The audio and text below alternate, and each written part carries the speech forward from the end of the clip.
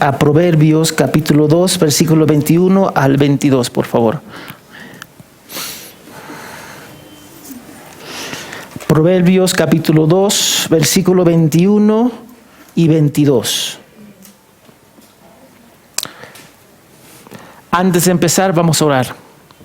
Señor, gracias por este día que tenemos, la libertad que tenemos en este país de glorificar tu nombre libremente. Sabemos que muchos de nuestros hermanos están sufriendo y siendo perseguidos simplemente por proclamar a Cristo.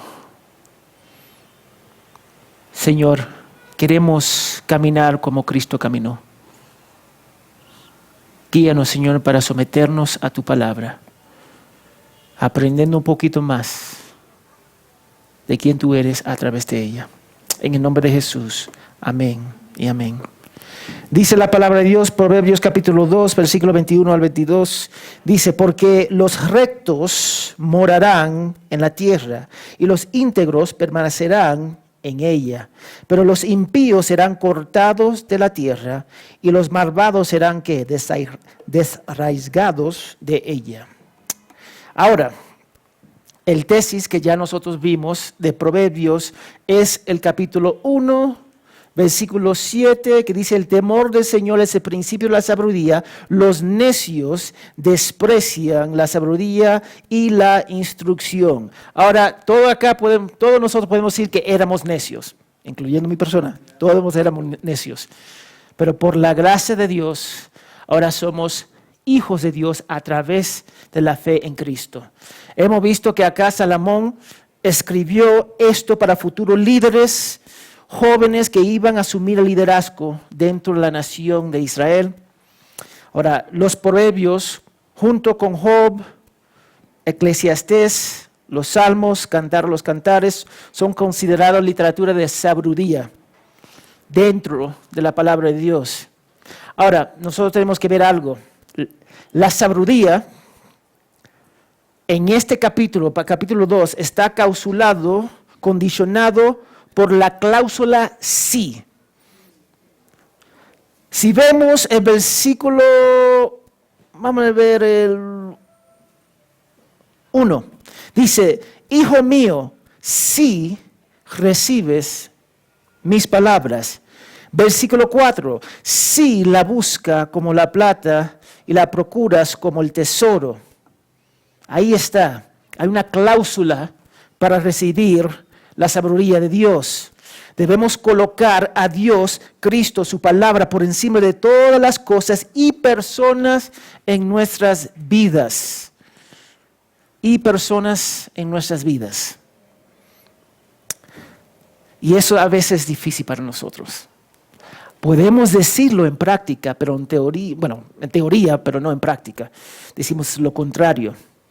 Y si nosotros recordamos Colosenses 2:3, siempre márcalo en su Biblia porque vamos a ver como referencia, nos recuerda que en Cristo están escondidos todos los tesoros de la sabiduría y el conocimiento.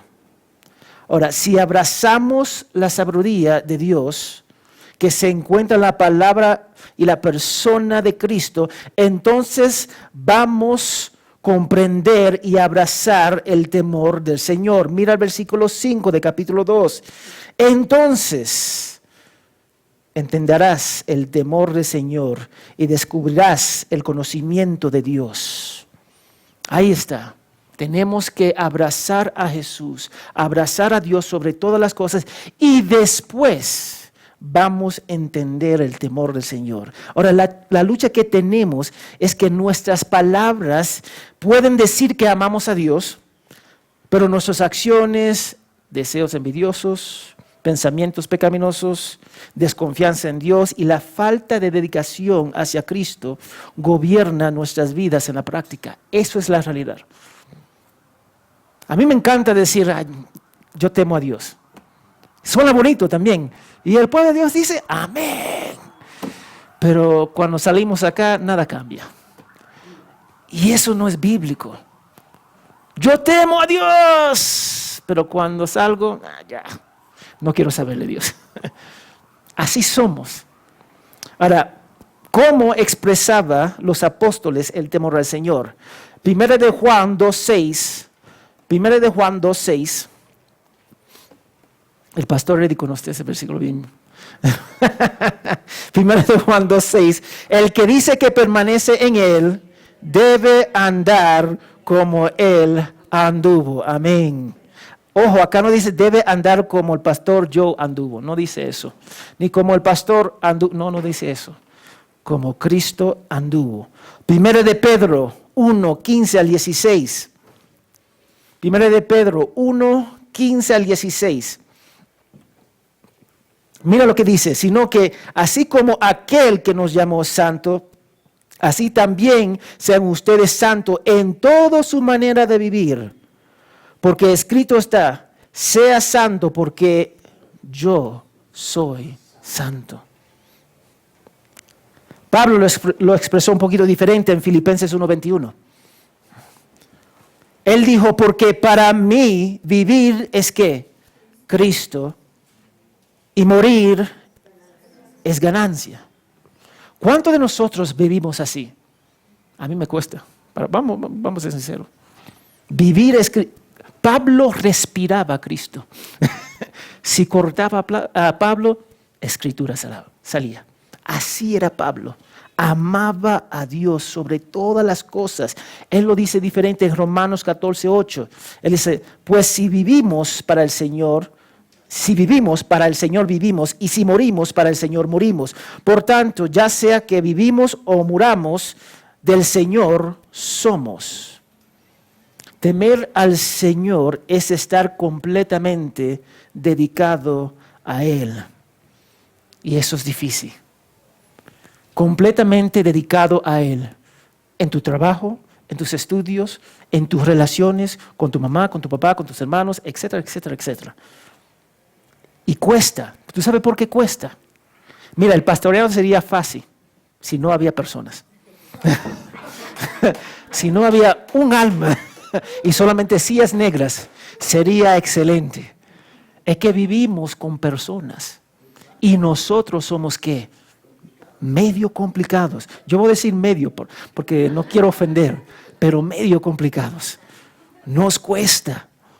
Si nosotros queremos en realidad vivir para Cristo, tenemos que ser dedicados a Él. Es porque no somos dedicados a Él que nos cuesta interactuar uno con el otro. Él dice que la sabiduría es escudo. Es escudo. Nos guarda ¿de qué? De la mujer extraña, del hombre perverso.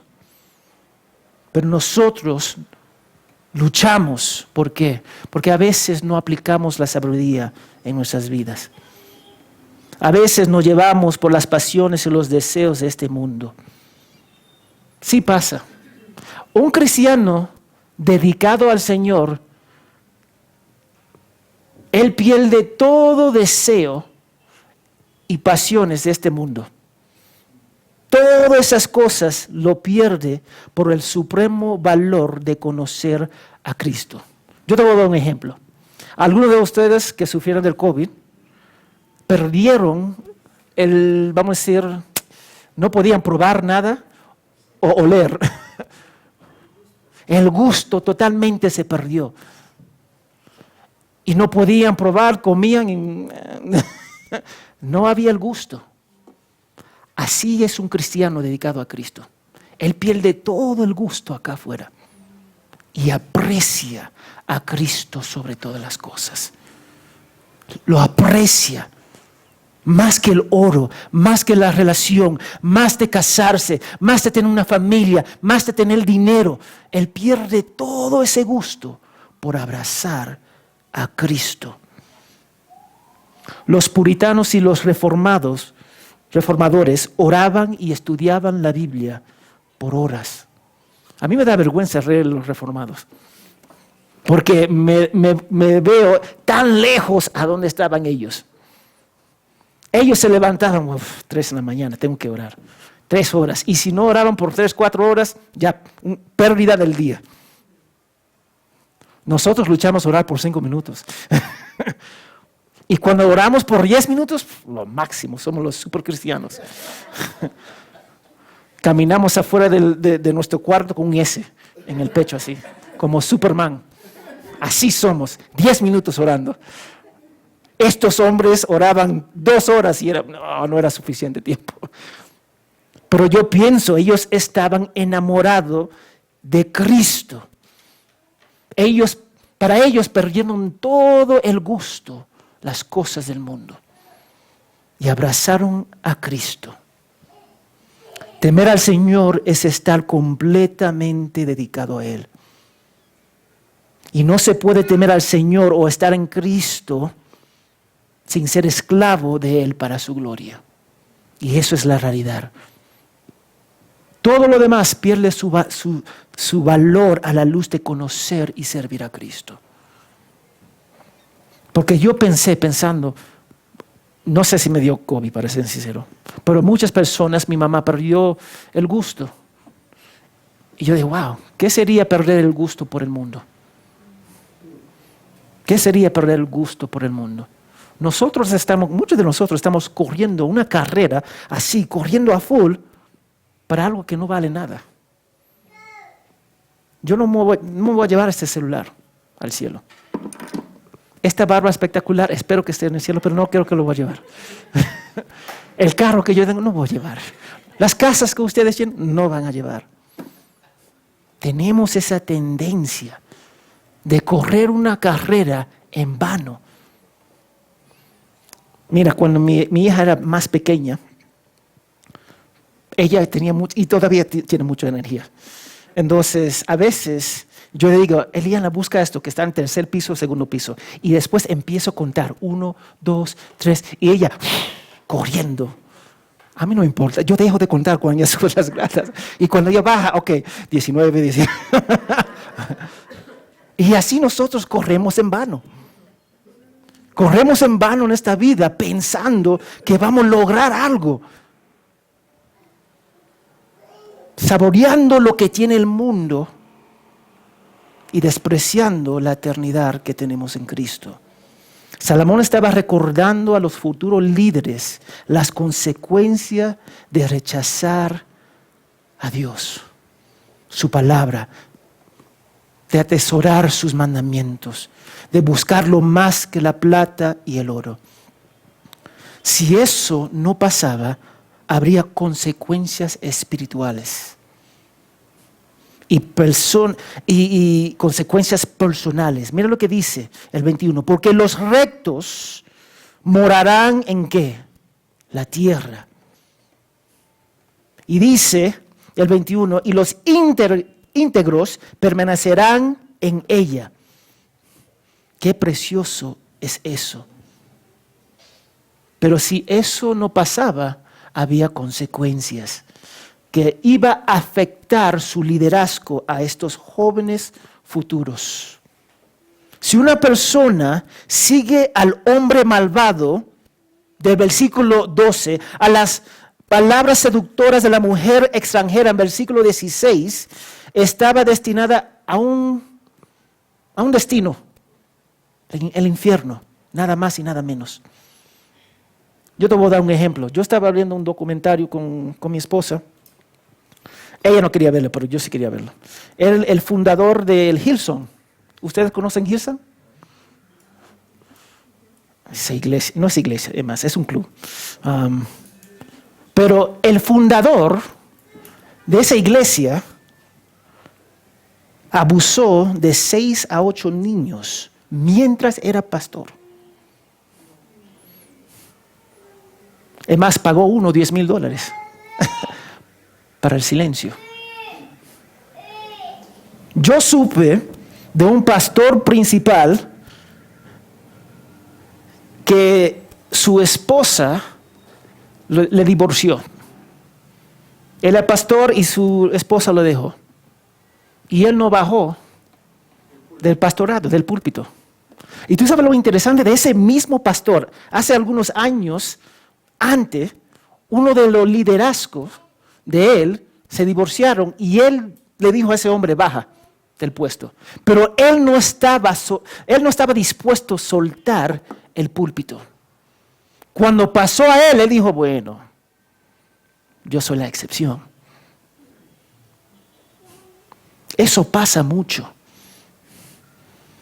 Él no quería seguir las normas de la palabra de Dios, quería aplicarlo a los demás. Tú tienes que bajar, eso es lo que dice la palabra de Dios. Pero cuando pasó con él dijo, no. Muchas personas dicen tener temor del Señor, pero no sirven a nadie más que uno mismo. Eso es.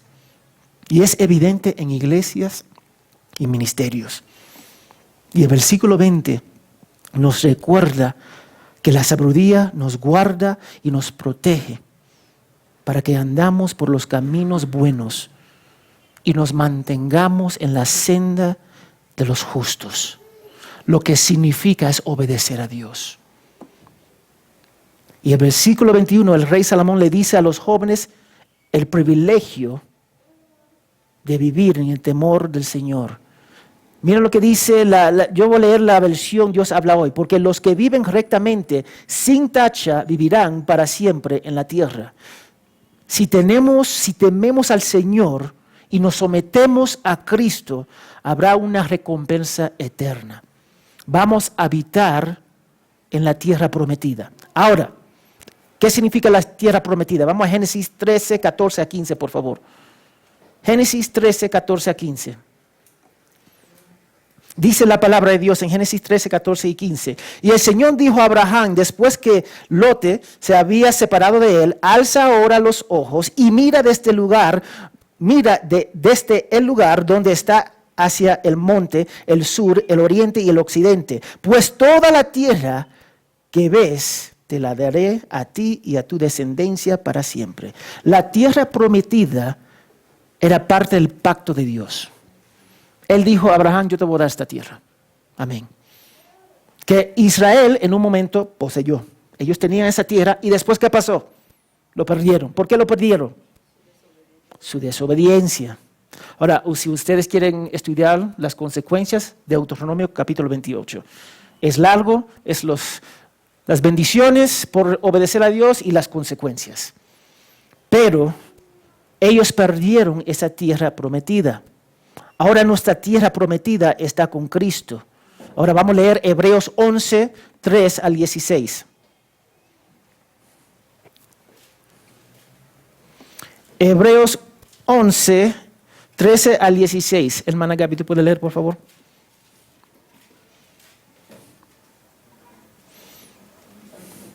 Hebreos 11, 13 al 16.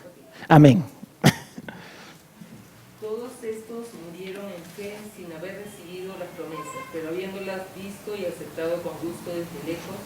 Confesando que eran extranjeros y peregrinos sobre la tierra, porque los que dicen tales cosas claramente dan a entender que buscan una patria propia, y si en verdad hubieran estado pensando en aquella patria de donde salieron, habrían tenido oportunidad de volver, pero en realidad anhelan una patria mejor, es decir, celestial. Amén. Por lo cual Dios no se avergüenza de ser llamado Dios de ellos, pues les ha preparado una ciudad. Amén. El 16. Pero en realidad anhelan una patria mejor, es decir, celestial.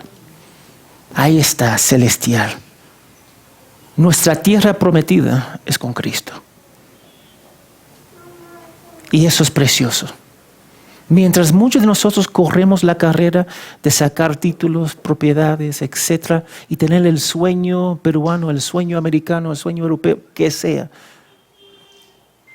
nuestra meta debería buscar nuestra patria celestial. Mateo 5:5.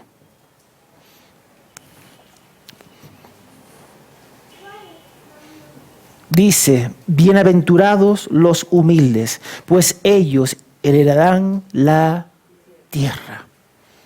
Juan 14:3. Juan 14:3. Dice, y si me voy y les preparo un lugar, vendré otra vez y los tomaré donde yo voy, para que donde yo esté, allí estén ustedes también. Yo tengo la garantía que yo voy a estar con mi Señor. Todo este mundo acá, en todo lo que estamos pasando acá, tiene un propósito divino en cual nosotros vivimos para Él. Todo. Pero mi casa no es acá. Mi casa no es en los Estados Unidos. Mi casa no está en República Dominicana. Mi casa está en el cielo. Y yo tengo que vivir esa realidad. Nuestra tierra prometida está con el Salvador. Nuestras bendiciones ya no son bendiciones materiales, sino bendiciones celestiales. Y la única personas que pueden alcanzar esas bendiciones son los rectos ante Dios. Es decir, aquellos cuyo comportamiento externo e interno está de acuerdo con la norma de Dios en Cristo. Y los íntegros, que son irreprochables ante Él. Y 1 Corintios nos da un concepto de eso. 1 Corintios 6:11. Miren lo que dice. Y esto eran algunos de ustedes, pero fueron lavados, pero fueron santificados, pero fueron justificados en el nombre del Señor Jesucristo y en el Espíritu de nuestro Dios. Nosotros tenemos que perder el gusto de la vida. Nos cuesta. Yo no estoy diciendo que no tenga familia. Yo no estoy diciendo que no se casen. Yo no estoy diciendo que no sacan su título. Pero todas esas cosas caen en segundo plano de vivir para Cristo. Todas esas cosas. Pero que nosotros no podemos ver. Tenemos que ser rectos y justos. Y eso solo pasa cuando nos sometemos a Cristo. Ahora, si una persona rechaza la sabiduría de Dios que se encuentra en Cristo, esa persona malvada será cortada de la tierra. Y eso significaba ser cortado de la tierra prometida de Dios y de Dios mismo. Y mira lo que dice Mateo 3:10, que tiene algo, una vamos a decir, referencia. Dice, el hacha ya está puesta en la raíz de los árboles. Por tanto, todo árbol que no da fruto es cortado y echado del fuego. R.C. Sproul lo afirma así. Estar cortado de la tierra significa aislado de la comunidad, de los medios ordinarios de gracia y de las promesas de Dios. Y miren lo que dice. Por eso hay que tener la excomunicación en el nuevo pacto y tomarlo en serio. Los que son cortados de la iglesia han testificado a través del pecado que carecen la fe. Entonces, cuando nosotros disciplinamos, y nosotros no vemos la conexión, lo perdemos. Pero cuando nosotros disciplinamos a una persona de la iglesia y decimos, no, acá no podemos validar tu profesión de fe, es excomunicación. Y es de suma importancia. Yo sé que no somos la iglesia más popular, porque disciplinamos. Yo no disciplino como yo quiero, pero según este libro. Y este libro me dice A, B, C, D, y yo tengo que obedecer. Y eso no me hace popular. Pero ser cortado la persona debería sentir eso.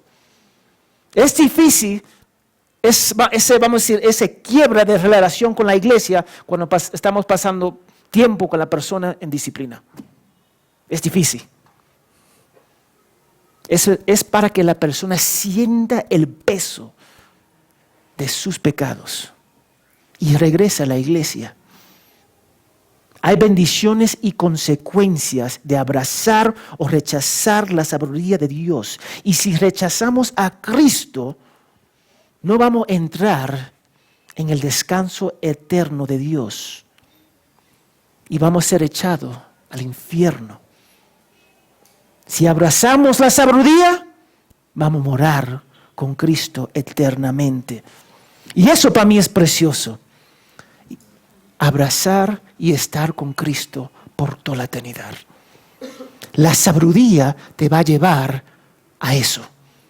Si tú abrazas a Cristo, te va a llevar a eso. Pasar la eternidad con Cristo. Piensa en eso.